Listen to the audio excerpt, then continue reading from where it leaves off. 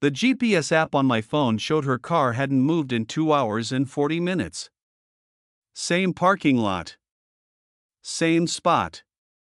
Row C, third space from the elevator, Hampton Inn off Route 9 in Shrewsbury, Massachusetts. I was sitting in my 2019 Ford F-250, engine off, parked across the street at a Applebee's that had closed 2 months ago. The lot was empty except for me.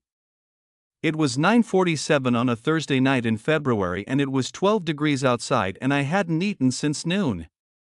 I had a gas station coffee in my cup holder that had gone cold an hour ago. I had my phone in my left hand and in my right hand I had a manila envelope with 43 printed photographs inside it. I'd been sitting there for an hour and 20 minutes and I hadn't cried once. I thought I would. I'd been thinking about this moment for 6 weeks and I always imagined I'd be crying. But I wasn't. I was just cold and tired and completely certain about what I was going to do next. I called my lawyer. She picked up on the second ring. I said, "Karen, I'm in the parking lot. I've got everything." She said, "Don't go inside. Stay in the truck." I said, "I know." And then I just sat there and watched the entrance to that hotel and waited. But let me start from the beginning. My name is Dennis. I'm 51 years old. I've been driving 18-wheelers for 23 years, long haul mostly, Northeast Corridor, sometimes down to Virginia or up into Canada. I work for a regional carrier out of Worcester, Massachusetts. I make good money. Not great money, but good money. Enough to own a 4-bedroom colonial in Grafton with a finished basement and a 2-car garage. Enough to put 2 kids through activities, my daughter Kayla, who's 16 and plays travel soccer, and my son Marcus, who's 13 and is obsessed with building computers. My wife Diane works as an office manager for a dental practice in Westboro. She's been there 11 years. She makes decent money too. We were comfortable. That's the word I always used. Comfortable. Not exciting. Not passionate. But comfortable. And I thought comfortable was enough. I thought comfortable meant we were fine. We'd been married 19 years. Met at a friend's cookout in the summer of 2004. She was 26. I was 28. She laughed at something I said, I don't even remember what, and that was it for me. We dated 8 months and I proposed on New Year's Eve at her parents' house with a ring I'd been paying off in installments for 4 months. We got married in October 2005 at a church in Northborough where her family had gone for 3 generations. It wasn't a fancy wedding. About 80 people. Her mother made the cake. We honeymooned in Myrtle Beach because that was what we could afford. I remember thinking I was the luckiest man at that wedding. I remember meaning it. The first 19 years weren't perfect. No marriage is. I was on the road a lot. Sometimes 4 days out of 7. That's hard on a family. She carried a lot of the weight at home: school pickups, doctor appointments, parent-teacher conferences. I knew that. I appreciated it. Or I thought I appreciated it. Maybe I didn't show it enough. That's something I've thought about a lot since everything happened. But I also know that appreciation or lack of it doesn't explain what she did. I've had to be very clear with myself about that. What she did was a choice. Her choice. Not a reaction to me. The book club started in September of last year. That's what she told me. A group of women from the neighborhood and from her office. They were reading literary fiction, she said. They met every Thursday evening at someone's house, rotating. Sometimes at Linda's, sometimes at Pam's, sometimes at a woman named Cheryl's who I'd never met. They'd read a book during the month, discuss it on Thursdays, drink wine. It sounded completely normal. It sounded exactly like something Diane would do. She'd always been a reader. There were 3 bookcases in our house and they were all hers. So I didn't question it. Not once. Not in the beginning. She'd leave around 6:30 on Thursday evenings, usually dressed nicely but not dramatically. Come home between 10 and 11. Smell like wine sometimes. Talk a little about the book. She mentioned titles, authors, characters. She did her homework, I'll give her that. She mentioned the Covenant of Water at some point. Demon Copperhead. She mentioned a character named Demon so convincingly I went and looked the book up afterward. It was real. She'd actually read some of these books. That's the part that still gets me when I think about it. The effort. The sustained, deliberate effort. The first thing that snagged in my brain was small. It was a Thursday in late October. I'd finished a run to Albany early, my delivery window got moved up and I was back in Grafton by 4 in the afternoon instead of 8. I texted Diane to say I was home early. Did she want to skip book club and go out for dinner, just the 2 of us? She replied 20 minutes later. Said she was already committed, the host had made food, she couldn't cancel last minute, it would be rude. I said fine. No problem. But something about the delay nagged at me. 20 minutes to respond to a text from your husband saying he's home early. Her phone was practically glued to her hand most of the time. I'd seen her respond to texts while parallel parking. I let it go. But it sat in the back of my head. Second thing was in November. I was doing laundry on a Saturday morning. I always did laundry on Saturdays when I was home. It's just something I took on years ago, and I found a receipt in the pocket of her cardigan. Hampton Inn, Shrewsbury. $189 plus tax. Dated a Thursday. I stood there in the basement holding that receipt for probably 2 full minutes. Then I went upstairs and I asked her about it, casual as I could manage. I said, "Hey, what's this?" She glanced at it and said, "Oh, Linda's house is being renovated so we met at a hotel conference room. Pam organized it." She said it without hesitation. Without blinking. She was making coffee and she didn't even stop what she was doing. I said, "A hotel conference room for book club?" She laughed. Said, "I know, it was a little over the top, but you know Pam." I did not know Pam. I'd never met Pam. I handed the receipt back and went back downstairs. I finished the laundry. And then I sat on the basement steps for about 10 minutes doing nothing. The thing about driving long haul for 23 years is that you develop a very specific relationship with time. You have a lot of it. Sitting in a cab for 8, 9, 10 hours at a stretch, you think. You turn things over. You look at them from different angles. You develop instincts for when something doesn't add up.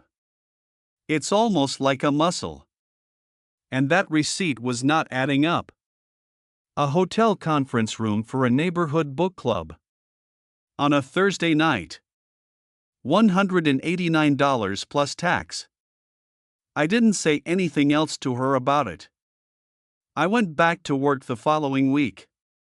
But I started paying attention in a way I hadn't before. And once you start paying attention, you start seeing things. December. I was home for a stretch before Christmas, about 10 days. I noticed she was protective of her phone in a way she hadn't used to be. Not dramatically. Not movie style hiding it under a pillow. But she'd angle it away slightly when I walked past. She'd take it into the bathroom. Once I came into the kitchen and she was typing something and she put the phone face down on the counter before she turned to look at me. Just a small movement. Casual. But I saw it. I filed it. I also noticed she'd started going to the gym more. She'd always been reasonably active, walked a few times a week, occasional yoga class. But suddenly she was at Planet Fitness on Tuesday and Friday mornings, leaving at 6:15 before the kids were up. She looked good. I noticed that too. And instead of making me feel good, it made me feel sick, because something in the back of my brain was already doing math I didn't want to do. January. New Year came and went. She kissed me at midnight at a party at our neighbor's house, and I kissed her back and smiled, and part of my brain was already planning what I was going to do. Because I'd made a decision somewhere in those December weeks. I wasn't going to confront her without proof. I'd seen enough friends, guys from work, go through separations and divorces where it came down to her word against his. I wasn't going to do that. I was going to know exactly what I was dealing with before I said one word. First thing I did in January was order a GPS tracker from Amazon. The Lander C54. $94. Magnetic mount, real-time tracking, updates every 3 seconds, weatherproof. I watched 3 YouTube videos on how to place it and decided on the inside of the rear passenger wheel well on her Subaru Forester, held there by the magnet. I put it there on a Tuesday morning when she was in the shower. Took about 45 seconds. The subscription for the tracking service was $18 a month. I paid for 3 months up front. Second thing I did was call a private investigator. I found him through a lawyer friend of mine, a guy named Rick Ballard who I'd met through my union. He recommended a PI named Tom Keswick, operated out of Marlborough, former Worcester County Sheriff's deputy, 20 years on the job before he went private. I met Tom at a Panera Bread in Northborough on a Wednesday morning. He was 62, heavy-set, gray beard, wore a Red Sox jacket. He drank black coffee and didn't waste words. I told him what I had. He said he needed 3 Thursdays minimum to establish a pattern. His rate was $85 an hour plus mileage. I said fine. I want to be honest about what those weeks felt like. Because it wasn't some movie where the wronged husband is calm and strategic and everything feels controlled. There were nights I lay next to her in that bed and stared at the ceiling and felt like I was going to come apart. There were mornings I watched her make lunches for the kids and hand Marcus his backpack and remind Kayla about her cleats, and I thought, how? How do you do that? How do you stand in this kitchen and do all of that and still be whatever you are being on Thursday nights? I never let her see any of it. I went to work. I drove my routes. I came home. I said the right things. I was present at dinner. I helped Marcus with a school project on geothermal energy. I drove Kayla to a tournament in Hartford. I was a husband and a father, and I was completely hollow inside and nobody knew. Tom Keswick came back to me after the first Thursday in January with photographs. Diane's Forester pulled into the Hampton Inn off Route 9 at 7:04 p.m. A dark blue Toyota Camry, 2021, pulled in 11 minutes later. The Camry was registered to a man named Gary Pellegrino, 44 years old, married, lived in Northborough, worked as a regional sales manager for a medical device company. Tom had photos of Gary Pellegrino getting out of his Camry in the Hampton Inn parking lot. He had photos of Gary Pellegrino walking into the Hampton Inn lobby. He had photos of a hotel room window on the second floor with the curtains drawn. I looked at those photos at my kitchen table on a Friday morning when Diane was at work and the kids were at school. I looked at them for a long time. Then I put them back in the envelope, and I put the envelope in a locked fireproof box in my truck that I also kept my commercial license and insurance documents in. I called Karen Mullaney that same afternoon. Karen was a family law attorney in Worcester who Rick Ballard had also recommended. I told her I had a situation developing and I wanted to understand my options. She talked to me for 45 minutes. Massachusetts is a no-fault divorce state, she explained, which means the cheating itself doesn't directly affect the divorce settlement. But it can matter in certain contexts: financial misconduct, marital assets spent on the affair, that kind of thing. She asked me questions. How long married? Kids' ages. Who owned what? She told me to keep documenting. She told me not to confront Diane yet. She told me to let Tom keep working. Tom worked 2 more Thursdays. Both times the same pattern. Diane's Forester, row C, third space from the elevator. Gary Pellegrino's Camry, 12 to 15 minutes later. 2 hours, sometimes 2.5. Then the Camry leaving first.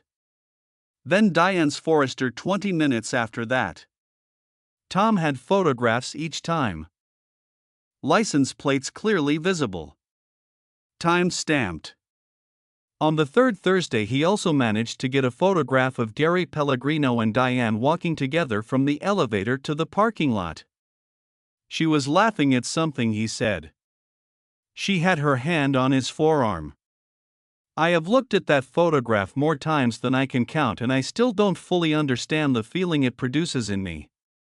It isn't anger exactly. It's something more like vertigo. Like the ground shifting.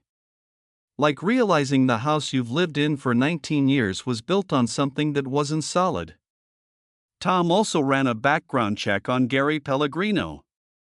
Gary was married, wife named Susan, 2 kids, 9 and 12. He'd been with his medical device company for 6 years. He drove to Northborough from their house in a newer development called Birchwood Estates. He coached his son's little league team. He looked, from the outside, completely ordinary. I thought about Susan Pellegrino a lot during those weeks. Whether she knew. Whether she suspected. Whether she had her own envelope in her own fireproof box. By February I had 43 photographs. I had GPS logs showing Diane's car at the Hampton Inn on 11 separate Thursday evenings going back to mid-October, which meant this had been going on before she even told me about the book club. The book club was invented to explain something that was already happening. She hadn't fallen into anything impulsively. She'd constructed a cover story. She'd thought it through. I also had something else. In late January I'd ordered a small voice-activated digital recorder from Amazon. The Olympus VN541 PC. $47. About the size of a pack of gum. I'd slipped it into the pocket of her winter coat, the long charcoal gray North Face she wore almost every Thursday, on a Wednesday night when the coat was hanging by the back door. I'd had it in there for 3 Thursdays by the time February came. On the second Thursday it recorded 42 minutes of audio in the cab of Diane's car, drive to the hotel, some of the parking lot, something that might have been the elevator. The audio quality wasn't perfect. But it was her voice. And it was a man's voice. And it was clear enough. They were comfortable with each other. That's what came through. Not nervous, not furtive. Comfortable. Like people who had been doing something for a while and had stopped being afraid of it. I brought everything to Karen Mullaney's office on a Wednesday afternoon in the first week of February. Every photograph. The GPS logs printed out in a 12-page document Tom had prepared. A transcription Tom's assistant had done of the clearest portions of the audio recording. Karen looked through everything slowly. When she was done, she looked up at me and said, "Dennis, this is very thorough." I said, "I want to be ready." She said, "You're ready." We spent 2 hours in her office that afternoon. She walked me through the divorce filing process. She told me what to expect. She advised me on a few things: keeping records of joint accounts, making sure I understood what was in Diane's 401k, what the equity in the house looked like. She also said something I've thought about since. She said, You're going to want to have a plan for the moment you confront her. Not because you owe her a controlled confrontation, but because you're going to want to be able to live with how you handled it. I understood what she meant. We set a date. The following Thursday, February 13th, the day before Valentine's Day, which I hadn't planned but which felt, in retrospect, exactly right. I told Diane that Thursday morning that I had a short run to Albany, back late, probably wouldn't be home until after she got back from book club. She kissed me on the cheek and said she'd leave a plate in the fridge. I kissed her back. I went to my truck. I did not go to Albany. I drove to Shrewsbury.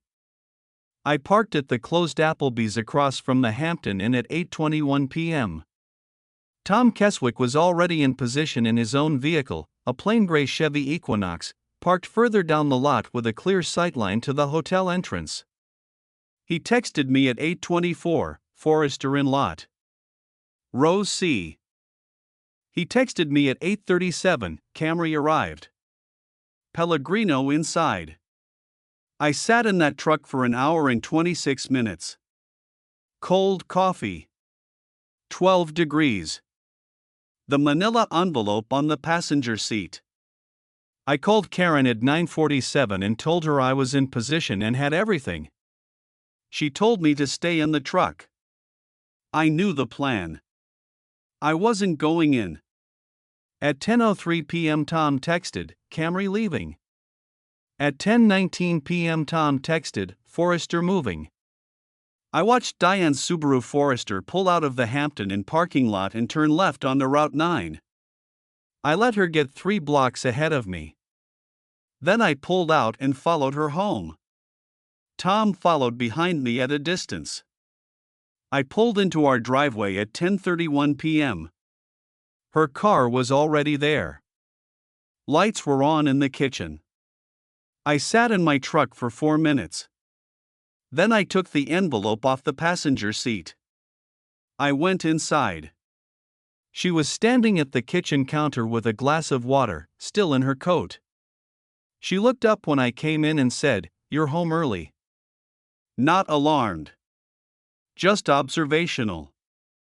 I said, "Yeah." I set the envelope on the kitchen counter between us. She looked at it. She looked at me. She said, "What's that?" I said, "Open it." She didn't move for a moment. Then she picked up the envelope. She opened it.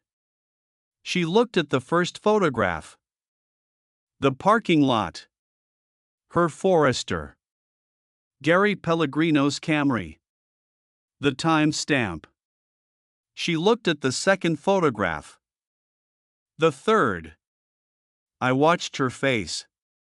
I have driven through some bad weather in 23 years. Ice storms in January on the Mass Pike. Whiteout conditions in upstate New York. The way her face changed as she went through those photographs was like watching weather move in from the west. Something closing down. Something going gray. She got to the photograph of the two of them at the elevator. Her laughing. Her hand on his forearm. She stopped there. She didn't say she was sorry. She didn't say it wasn't what it looked like. She said, "How long have you known?" I said, "Long enough." She said, "Dennis." I said, "I need you to go upstairs and sleep in the guest room tonight. In the morning, when the kids are at school, we're going to talk. My lawyer will be calling you to arrange a time to meet." She started to say something and I said, "Diane. Guest room. Please." She went. She took her glass of water and the photographs. I let her take them. I had copies of everything, and she went upstairs. I heard the guest room door close. I sat down at the kitchen table. I put my hands flat on the table. I sat there for probably 20 minutes without moving. Then I got up and I made myself a sandwich because I hadn't eaten since noon and I was very, very tired. Here is what I found out in the weeks that followed, and this is the part that changed the shape of everything. Tom Keswick, being thorough, had continued looking into Gary Pellegrino after I asked him to wrap up his surveillance work. He'd found something. Gary Pellegrino's medical device company had been under investigation by the Massachusetts Attorney General's office for fraudulent billing practices, specifically, billing Medicare and Medicaid for devices that weren't delivered or were billed at rates several times their actual cost.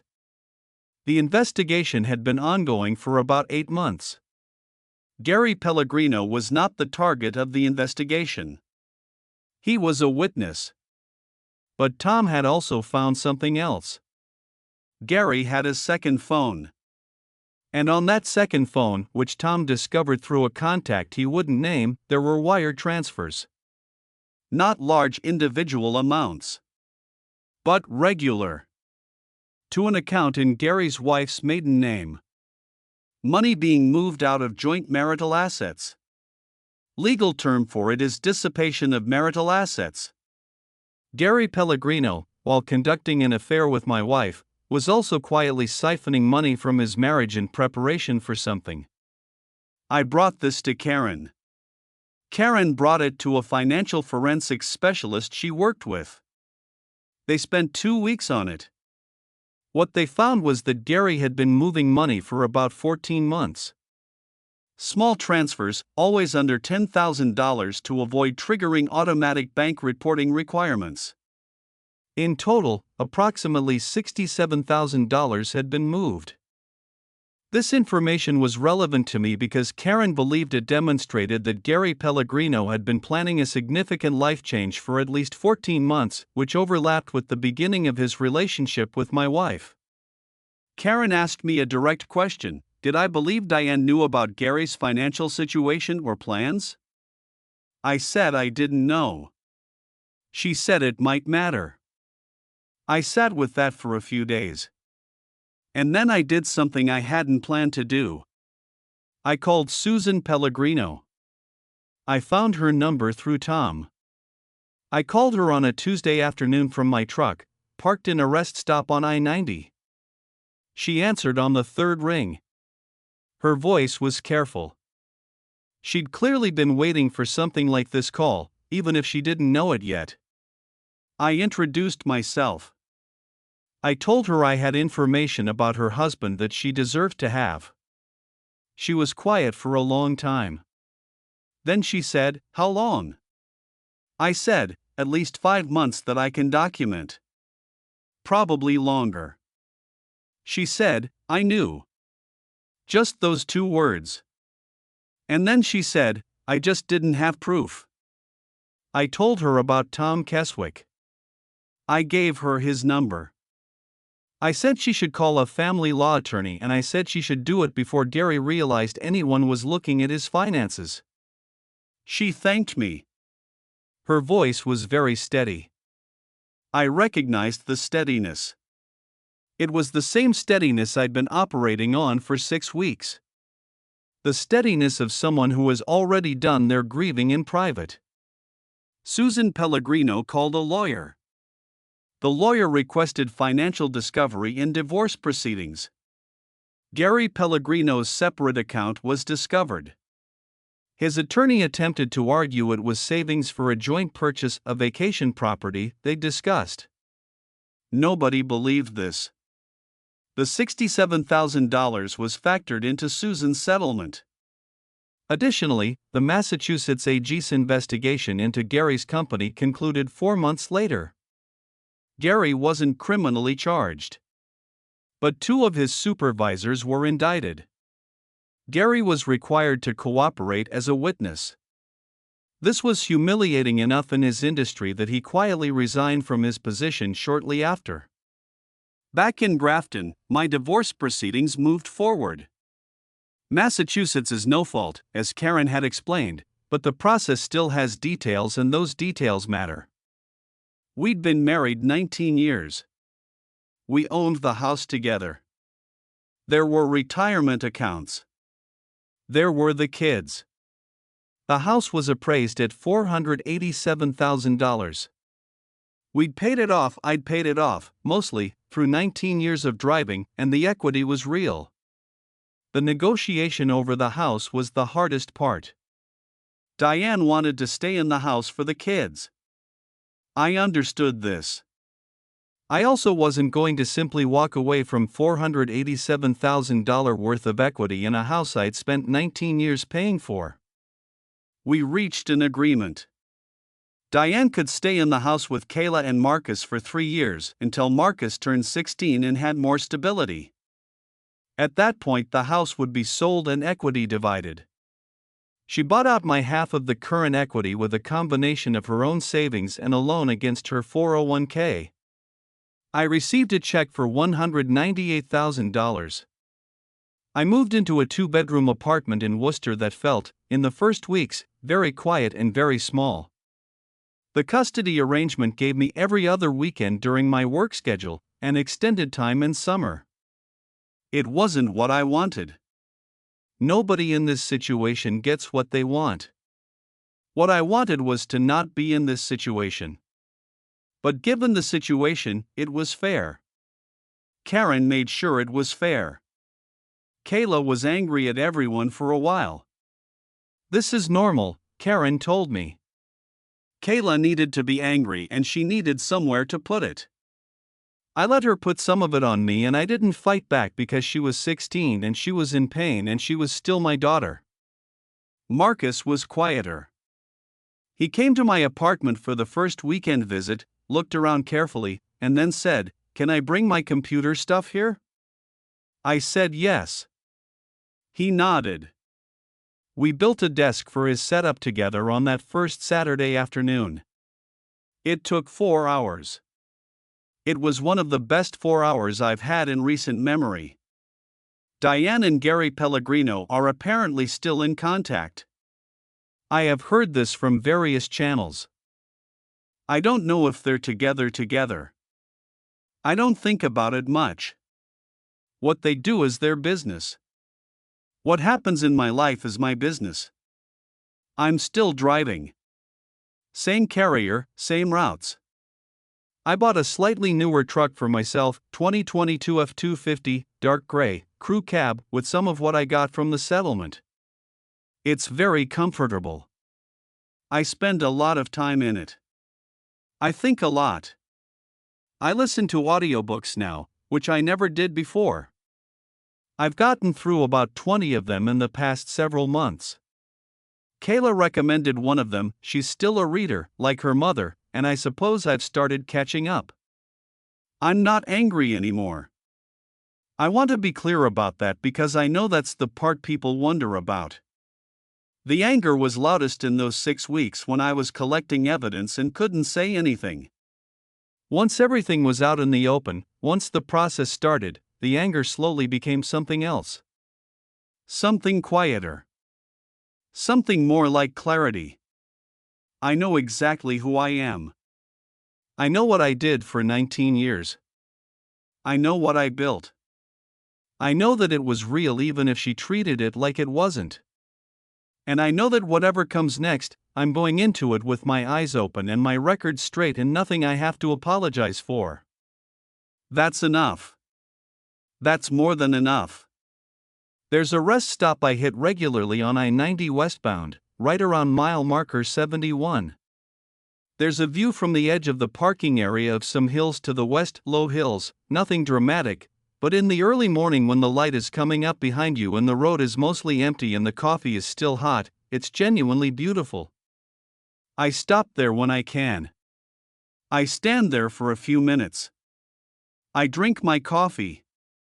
I look at the hills. That's what I'm doing now.